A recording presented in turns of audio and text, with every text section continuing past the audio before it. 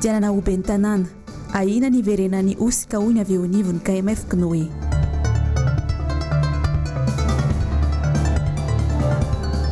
Fito volana tsy nandray karama mitokona ny mpiasany fofifa.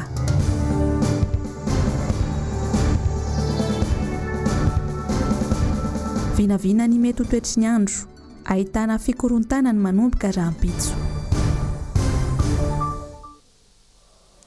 Magnano mbola tsara korialo atsika izay manaraka ny fahitalavitra MBS amin'izao matinaly izao. Tonga soa ato amin'ny fotoanany vaovao manasanao ampanajana anaraka izany hatramin'ny farany. Araka ny hitantsika tagnatin'ny lohateny vaovao teo dia naneho hevitra ny avy amin'ny KMF Knoe fanabeazana olom-pirenena tamin'ity androany ity.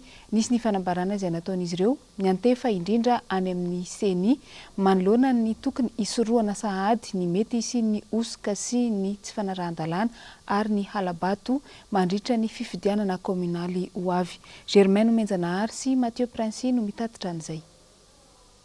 Tsikatra sahady ankehitriny fa besaka ny tsy mahatoky ny fangaraharahan ny fifidianana ho ben'ny tanàna izay ho atao ny 17 ny volana Novambra io. Efa niarahana hita raha teo ny zava-nisy tamin'ny fifidianana izay natao teo aloha dia ny fifidianana ho filoham-pirenena sy ny fifidianana solombavam-bahoaka. Ny aiky tanteraka ny seni taorian'ireny zavatra ireny fa misy ny lesoka saingy mipetraka amin'ny fanontaniana ankehitriny hoe nisy ve ny vahaolana noraisiny mba anarenana ireo lesoka ireo. Namoaka fanambarana ny teo anivon'ny KMF Knoe fanabeazana olom-pirenena. Fanambarana izay mitaky ny tokony ametrahan'ny seni ny raharam-panondrona ny bileta tokana araka ny voalaza ny andiny ny 20 ao amin'ny lalana fehizoro 724 tsipika aotraotra 8 izay mifehy ny fifidianana amin'ny ankapobeny sy ny fitsapakevy-bahoaka. Ity raharam-pandrona manokana ity izay tsy hita tamin'ny fifidianana ho filoham-pirenena sy ny ben'ny tanàna izay azo lazaina fa isan'ny nahatonga ny tsy fahatomombana ny fifidianana sy fototry ny osika ary ny alatra tamin'ireny fotoana ireny. Nanamafy arak'izany ny KMF Knoe tamin'ny fanambarana izay nataon'izy ireo io fa ho fisorohana ny osika mandritry ny androm-pifidianana ary isin'ny mangarahara amin'ny zotra-pifidianana ny mba ho iantohana ny fiarovana ny zon'ny mpifidy rehetra manerana ny nosy no hitakin'izy ireo ny fametrahana ny laharam-panondrona ireo bileta tokana ireo. Tsara ny manamarika fa ny seni dia omeny lalàna alalana andray fepetra mifanaraka amin'io andinin-dalàna io fa tsy fepetra mifanohitra amin'izany akory.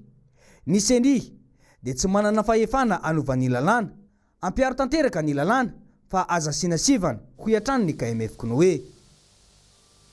Miteraka resabe eo amin'ny tontolo ny serasera sy ny asa fanaovan-gazety ny momba ny fampiakarana an'ilay lamandy izay tafiditra ao anatin'ny tolo-dalàna amin'ny mifehy ny serasera.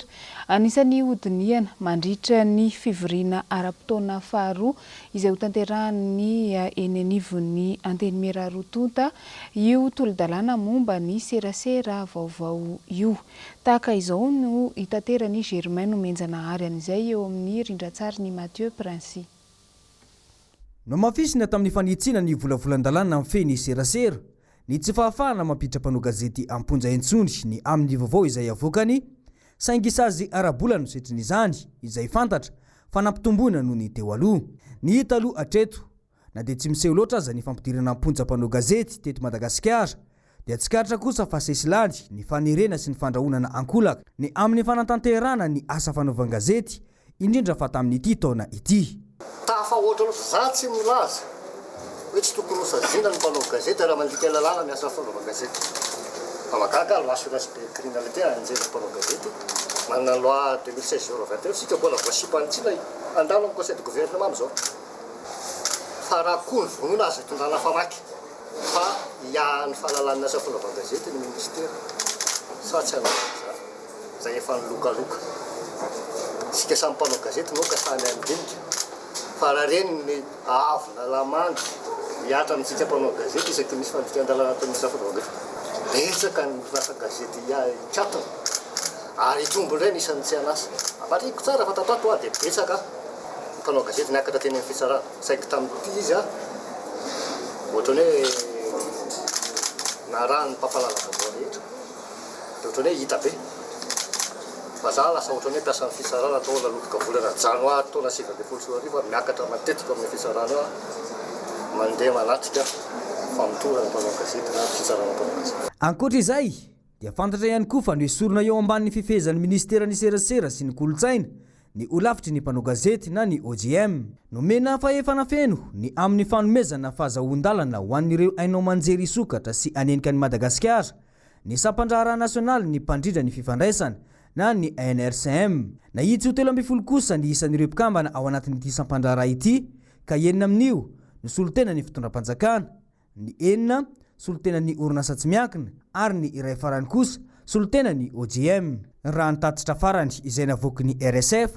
dia mitazona ny larana fa 450 maneran-tany i Madagasikara eo amin'ny fahalalany asa fanaovan-gazety. Nanatanteraka fitokonana nanomboka androany ny mpiasa eny anivon'ny fofifana ny foibe-pirenena momba ny fikarohana ampiarina amin'ny fampandrosoana ny tontolo ambanivohitra.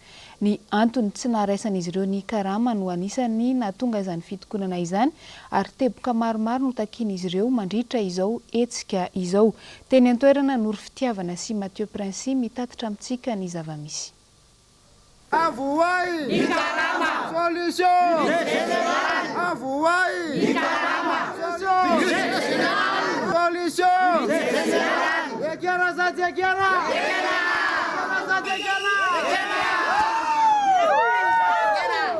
Tojo fa sairana natanteraka ny mpiasa eo anivon'ny fofifa na ny foibe-pirenena momba ny fikarohana ampiarina amin'ny fampandrosoana ny ambanivohitra vokatry ny tsy fisitrahana ny karama ara-dalàna. Efa nanomboka ny volana martsa teo hatramin'izao no tsy nahazo izay karama izay ny mpiasa ny fofifa misaraka 220 manerana any Madagasikara. Anisan'ny tena mahatsiaro fangirifirina amin'ity toejava-misy ity ireo ray aman-dreny ampiditra mpianatra. Tena miatraika amin'ny mpiasa rehetrarehetra ilay izy any atokantrano zany ny tena iantefan'ilay izy ny zaza tsy mianatra, ny banky manenjika, ny jerama manenjika, ny tompotrano manenjika, ny sakafo efa tsy zarizary. Dia mila vahaolana satria na andeha hiasa ary nefa tsy maintsy tonga aty dia mandeha tongotra. Za ohatra ny kahako zao zany alafy dia tonga aty ampandrinombo ny tonga miasa ohatran'izao. Za zany tsy nandeha bus zao fa nandeha tongotra naka aty. Dia na ny zanakay azy zany ahina tsy hiditra hianatra indray amin'ny tena dia efa tsy nanao fanadinana izy teo aloha dia mety tsy ho raisin'ny mpampianatra tena teny teo aloha raha tsy vitanareo izy izao mbola ho ampidirareo koa zanakareo. Faharoa manarakaraka an'izany amin'ny mpiasa-panjakana dia na manana zo zay ny samby vola tamin'ny banky. Ankehitriny nefa ilay volanay efa 7 volana izay tsy vola dia enjeha amin'ny banky zay amin'izao fotoan'izao. Fangatanay zany dia mba tsy isin'ilay olana ohatr'izao dia idirana budget général dia rehefa avy eo dia aliniena le karama zany satria ohatra anazy zao efa 30 taona mahery ny asako tato dia nefa ny mbola miverina tamin'ny stagiaire le karama. Dia izay zany mba angatanay le mba tsy ho tara intsony fa mba ohatry ny mpiasa-panjakana rehetra. Efa nisy ny fitarainana nataondreo mpiasa saingy tsy nisy ny vahaolana. Antony nampitokana azy ireo. Ny asa izahay nanoho ny asa izahay fa izao kosa aloha efa tena marary izy dia izay tsy asa intsony raha tsy mivoaka ny karamanay ary io tsy hoe karama tsy potipotika koa no mena avany fa izy rehetra ny takian'ny mpiasa fa dia asa izahay ny asa foany zehetra amin'izay zany ny asa zay. Dia nisy fotoana ary zay na ny tena nanao hoe tena nitaraina mpiasa hoe na ny frais andehanana miasa efa tsisy dia nanao service minimum zay zany no natao dia mifandamina tato anatiny fandaminana anatiny foana zany nataonay hatramin'izay satria sarotra anie zany 7 volana tsy mandray karama zany ireo mpiasa ireo nge misy tsy misakafo atoandro efa nisy torana tany ampiasana tato. Tsy hijanona hatreto ny fitokonana ny mpiasa araka ny fanazavana raha tsy azon'izy ireo ny karama 7 volana. Fa nahitana fitombony ireo olona izay tonga maka sy manamboatra ny kopina terana eny anivon'ny boriboritany voalohany tato ato. Manoloana izay dia nisy ny fanatsarana ny fomba fiasa mba hanafainganana ny asa sy hanomezana fahafapo ireo vahoaka eny amin'ny boriboritany voalohany. Germain Menjanahary tahiry aina Ranarynirina. Anisan'ny taratasy ilain'ny iray aman-dreny amin'ny fampidirana ny mpianatra ny bulletin de naissance ka ho fanomezana fahafampo ho azy ireo dia nanao ezaka ny avy eo anivon'ny boriboritany voalohany commune Antananarivo renivohitra amin'ny famitana eo ny fikarakarana izany taratasy izany. Ny tombony ray aman-dreny izay mila bulletin de naissance amin'izao akatoky ny fanomanana ny fidiran'ny mpianatra izao raha ny fanazavana. Eo amin'ny 500,000 isan'andro eo no tonga manao an'izay tambotan voalohany raha manodidina ny 300 hatramin'ny 400 amin'ny andavanandro. Ny fanaovana an'izay bulletin de naissance moa tambotan voalohany dia tsy mila taratasy be da be zany zay fa kopia na livre de famille fotsiny entin'ny ray aman-dreny dia zay fotsiny no entin zany manatanteraka izay bulletin de naissance tambotan voalohany zay. Ny fanaovana bulletin de naissance moa dia ny commune rehetra, ny boriboritany rehetra dia afaka anaovana zany bulletin zany fa ho famezana fafampo moa zany ho anay tambotan voalohany ho ireo ray aman-dreny mikarakara zany taratasy zany amin'ny fampidirana mpianatra. Ny mpanao bulletin de naissance eto aminay moa zany dia tsy ny eto amin'ny boriboritany voalohany ihany na eto amin'ny commune urbaine d'Antananarivo ihany fa ny zavatra misy zany na any amin'ny province na nireo commune manodidina antsika eto zany dia tonga eto daholo noho izay fafitany eo zany raha antsika malala amin'ny fotoana vidina lafo dia izay ngamba ny antony mahatonga ny olona tonga eto. Tsara ny manamarika fa mbola etoetrany amin'ny faran'ny volana septambra ho avy izao ny etsika fikarakarana bulletin de naissance izay ataony ny boriboritany voalohany ity. Afaka manatona ny boriboritany voalohany avokoa ireo rehetra izay tianao bulletin de naissance eny fa na dia ireo avy any amin'ny faritra manodidina aza. Ankoatra ny bulletin de naissance mantsy dia izany boriboritany voalohany vitaina eo ihany koa ny fikarakarana ireo antota taratasy hafa toy ny copie, ny légalisation ary ny certification. Fa maro ny zava-bita nandesina nampandroso ny tanàna n'Antananarivo renivohitra nandritra ny feptaona izay nitantana Andriamatola Laura Valomanana ny tanàna n'Antananarivo. Anisan'izany ny fanamboarana ny lakan-drano maro isan-karazany tamin'ny tanàna maromaro teto an-drenivohitra. Hoarantsika ny fampahafantarana momba an'izay. Toerana misy 120 teto an-drenivohitra no nametrahana bizo ambanin'ny tany izay mirefy 570 metatra ny halavany. Isan'ireo nisitraka izany ny teny Akadilalana, Antanimena, Ambanidia hatrany amin'ny lapan'ny tanàna Analakely, teny Tsaralalàna, ny Andravoangy rehetra iny, Ambondrona, Ambotrakely, Ankadivato hatreny Manjakaray. Nitoy hatrany amin'ny fanamboarana ny lakan-drano madinika fivoahan-drano ny fanavaozana ny fotodrafitrasa teto Antananarivo renivohitra. Ka toerana 520 no nasiana fanamboarana ny lakan-drano izay mirefy 720 metatra. Nasiana sarony ihany koa ireo lakan-drano tsy nisy izany teo aloha. Nisitraka izany ny teny amin'ny boriboritany faharoa sy ny boriboritany voalohany ary ny fahatelo. Santonany amin'ny asa vitan'ny commune ireo. Niezaka ary nahavita ny ben'ny tanàna sy ny ekipany tao anatin'ny 5 taona ny tantanany ny renivohitra Gasikara na dia tsy nisy mihitsy aza ny famatsim-bola avy amin'ny fitondrana na foibe. Tombony ho an'ny boriboritany fahaenina ihany koa ny fahavitany ireny lalana mamakivaky any anatin'ny tanàna ireny ahafahana miala amin'ny fahadoboana ka hiatrehana ny fitoam-pahavaratra no anisany antony izany. Ny commune Antananarivo renivohitra niaraka tamin'ireo mpiara-miombonantoka sy ny fokon'olona no angadina ananana sy vinahitana izany fotodrafitrasa izany. Rina Rabe Mananjara, Tahiry Niaina, Ranariny Rina. Azo tsapaitanana ny fandrosoana ety Ambodiady Ambomanarina raha eo amin'ny resaka lalana anisan'izany ny lalakely mamakivaky any anaty tanàna. Iankina ny fiainan'ny mponina Ambodiady ny lalakely sy ny totobato. Sahirana mponina tany aloha satria fotaka mandrevo no niainana miaraka tamin'ny rano maloto. Ankehitriny kosa vita rarivato izany lalana nanahirana izany. Porofo fa mandray andraikitra ny commune Antananarivo renivohitra tarihan'ny ben'ny tanàna Ramatola Laura Valomanana miaino ny fitaraina mponina Ambodiady Ambomanarina. Ny ainanay teto any ambany any izay matsaka mbola fatsakana ny ainanay. Lolo rano ianao menjera kriatsala ty tamin'izany tonga ty an-trano zara raha misy rano tapany. Dia ny ainana amin'izao aloha mahafinaritra. Maro ny mpitondra zany taloha tsy ny aina tamin'izao lalan'izao zay fa atao hoe kisilasila zany ty lalany ty. nefany noho ny nisiny be ny tanàna zany nanamboatra nyity lalana ity. Mahafinaritra zao fa na ny antitra ary afaka mandeha any ambany any.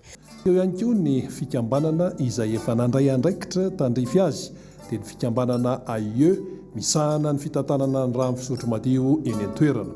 Ny boriboritany fahenina ihany koa izay rafitra misahana mivantana ny ety Ambodiady dia nanamora sy nanafaingana ny fomba anatanterahana ny asa. Misy sekteur 10 Ambodiady ka anisan'izany ny eny Mangarifitra, ny eny Akadilalana, ny eny Tsaso, ny eny Faritra Atsimo, ny eny Atapitanana. 10 metatra ny lalakely izay vita rarivato, ao anatin'izany ny totobato ary nisy ihany koa ny natao beton. Faly dia faly tokoa satria vita tokoa ilay lalakely-nay. Afaka aminay ilay hoe manainga zipo satria fijaliana ho an'ilay vahoaka. Ka misaotra an'izay nanao, misaotra ny commune, fifaliana ho an'ny rehetra ary hatreto izay dia efa manentana an'ilay vahoaka zany mba hisoroka an'ilay fahadiovana. Satria na inona koa ny ataonao na vita ara ny lalana nefa ianao maloto tsisy dika fa ohatran'ny eo ihany ny eo. Ka ny zavatra mba tiana marina amin'ilay vahoaka fotsiny hoe okantsika mba samy nitandro ny fahadiovana sy hanaja n'ilay lalana vy. Mitondra makany amin'ny fampandrosoana ny fahavitan'ny fotodrafitrasa toy itony ho an'ny mponina Ambodiady Ambohimanarina. Taky ihany koa toe-tsaina mivoatra ary eo indrindrandrindra ny fikojakojana ny zavabita tsy ho an'ny mponina ankehitriny ihany fa olovan'ny taranaka faramandiny. Nahazo tombony ihany koa ny tao anatin'ny boriboritany fahadimy amin'izay fanamboarana ny lalakely any anatin'ny tanàna izay. Ny tao amin'ny fokontany Anjanahary 2A indray no nanaovana an'izay fanamboarana izay tamin'ity androany ity. Nory fitiavana no mitatitra ny vaovao eo amin'ny sariny Yandry. Vita tanteraka ny lalakely ny Anjanahary 2A, miray 400 metatra eo. Afa-pahasairana ireo mponina manodidina noho ny fahavitana izany lalakely izany, indrindra rehefa fotoam-pahavaratra. Ireo ekipa teknika avy eo anivon'ny boriboritany fahadimy komuna Antananarivo renivohitra no nanatanteraka ny fanamboarana ary natao rarivato ity lalankely ity. Efa andro maromaro no natanterana ny asa ka vita soamantsara izy ity ankehitriny. Misaotra ny boriboritany fahadimy, misaotra ny komuna Antananarivo, misaotra ny boriboritany fahadimy indrindra fa zareo tamin'ity lalana ity dia rano kotaka be tsy afaka mihitsy indreo hoe fahavaratra fa hitantena mihitsy hoe nahoana hoe fahavaratra amin'ny fipolitana tonga ny boriboritany fahadimy sy komuna dia androa dia misaotra be indrindra ary miderasika miderasika tena vita tsara fa tsy hainy amin'ny kotaka be sy le rano mamy sady be miala tonga mba miadana amin'izay manaraka misaotra indrindra. Izao asa izao dia natao anatanterana ny vinandramatoa be ny tanàna n'Antananarivo, lalao ravalomanana amin'ny fanaovana fotodrafitrasa tena miantraika amin'ny mponina sy ho fitsinjovana ireo vahoaka eny ifotony. Vaovao ny trangam-piarahamonina olona 3 no voasambotra ny mpitandro ny filaminana tamin'ity herinandro ity noho ny resaka fanendahana fa eo ihany koa ny varotra jamala izay miteraka ny tsy fandriam-pahalemana eto Antananarivo renivohitra. Ny akon'izay no andeha hoarantsika eo amin'ny rindran-tsary ny tahirin'ny aina ranariny iriny. Mitombo isan'andro ny trangana tsy fandriam-pahalemana sy ny tsy fanarahan-dalàna miseho eto Madagasikara. Tsy afaka amin'izany ny eto an-drenivohitra izay misy ny fanendahana sy asan-jiolahy isan-karazany. Mpitandro ny filaminana iray andeha hody ny aliny alatsinainy 13 Septambra teo no niara-ny fanendahana teny Andranomanalina. Tovolahy roa no nidaroka sy nanendaka n'ity mpitandro filaminana ity. Voasambotra tetsy amin'ny postra 67 hektara ny iray tamin'ireo olon-dratsy ireo rehefa ny fanenjehan'ny fokon'olona ka ny fanena tamin'ny mpitandro ny filaminana hafa teny an-toerana. Lehilahy iray vao 40 taona monja ity tratra nanendaka ny alatsinainy alina ity. Famorongatra ihany koa ny fivarotana zava-mahadomelona eny amin'ny manodidina ny Andravoahangy sy Masikara iny amin'izao fotoana ka olona roa no tratran'ny nivelam-pandriky ny mpitandro ny filaminana teo amin'ny boriboritany fahatelo. Lehilahy iray 23 taona ary renim-pianakaviana iray 7 taona. Ity farany izay efa nigadra teny an-tanimora no niresaka jamala hatrany. Mbola nisy fonosana tratra tamin'ny fotoana nisamborana azy ireo. Tamin'ny fanadihadiana natao azy no nahafantarana fa eny Akorondrano no maka entana ireto mpivarotra jamala ireto amin'ny vidiny 500 ariary ny iray fonosana ary amidiny avy roa eny Andravoahangy izany. raharano ny lalàna eto Madagasikara ny fivarotana sy fividianana ary fihinanana jamala satria mitarika voka-dratsy maro eo amin'ny fiarahamonina ny fandraisana ireny zava-mahadomelina ireny.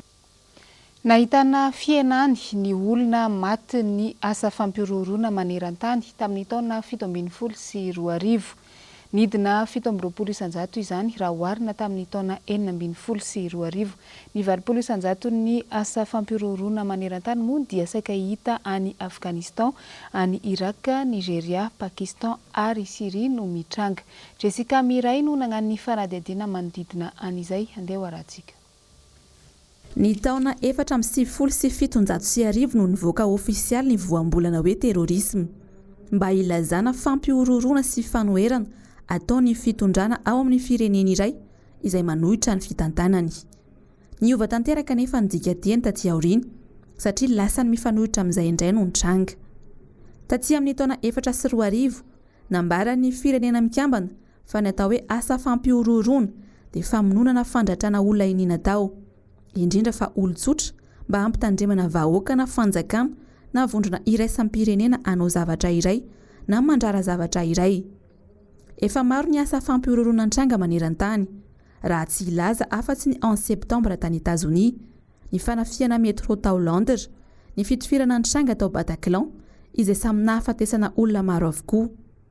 Ny 7 isanjato ny asa fampiororona maneran-tany anefa dia ao Afghanistan, Irak, Nigeria, Pakistan ary Syria avokoa no mitranga raha ho an'ny taona 420.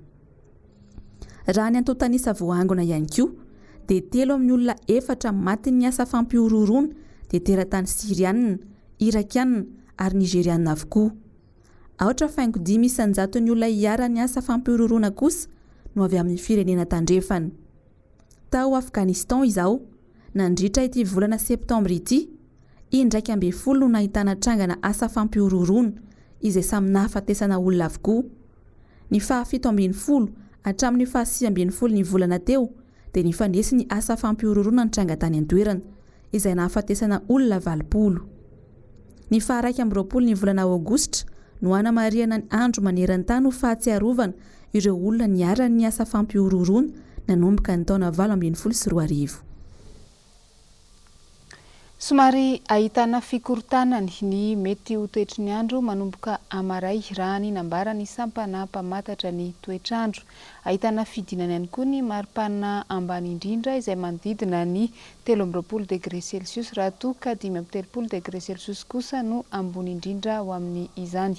Noro fitiavana sy Mathieu Prince no mampafantatra antsika ny momba n'izay toetrandro izay. Izy fikorotana ny atmosfera ao anatin'ny 3 andro avy raha nambara ny sampana mpamantatra ny mety toetry ny andro androany.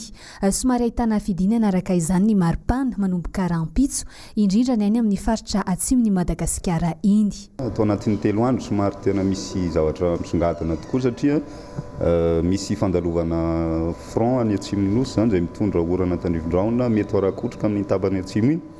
Ao anatin'izay ihany koa rehefa manomboka ny any amin'ny alakamisy any tsika dia misy instabilité mipetraka ihany koa ao amin'ny canal de Mozambique izay mitondra ny orana tandrivon-drahona ihany koa izay mety hipakatra aty amin'ny faritry ny ampovoantany zany manomboka alakamisy. Dia ary amin'ny tendrony avaratra ihany koa misy atao hoe instabilité zany hoe dépression kely manatona ny morontsiraky ny avaratra tsinanan'ny nosy zany mitondra orana ihany koa amin'iny tapany avaratra iny izay manomboka any amin'ny farany herinandro dia ny atitany koa zany mazao azy tratran'izay orana tandrivon-drahona zay. Manentana ny mpiandrika rehetra ny meteo mba tsy handrika ao anatin'ny 3 andro avy satria ahery-vaika ny ranomasina indrindra any amin'ny faritra atsimony nosy iny ihany.